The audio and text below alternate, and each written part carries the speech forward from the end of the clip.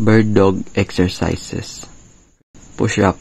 This is the classic move where you push your body up and down using your arms while keeping your body straight. Benefit: it makes your arms, chest, and core stronger, and also helps improve your posture.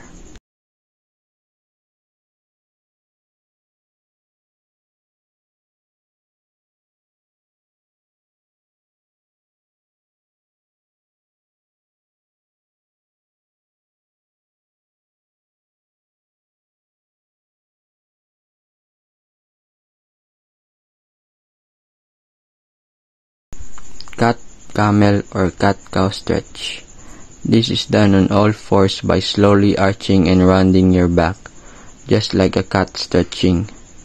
Benefit: it keeps your spine flexible, eases back pain, and helps you feel more relaxed. Donkey kick. From all fours, you kick one leg up toward the ceiling while keeping your core steady.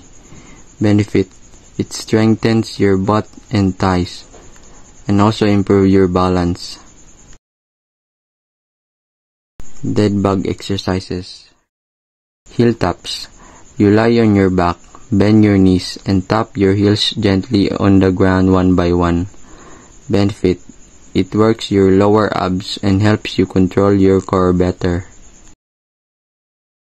Pelvic tilts. Lying down, you slowly tilt your hips upward to press your lower back into the floor. Benefit: it helps you strengthen your tummy muscles, supports your back, and makes your hips more stable. Bridge pose. From lying on your back, you lift your hips up while your feet and shoulders stay on the floor.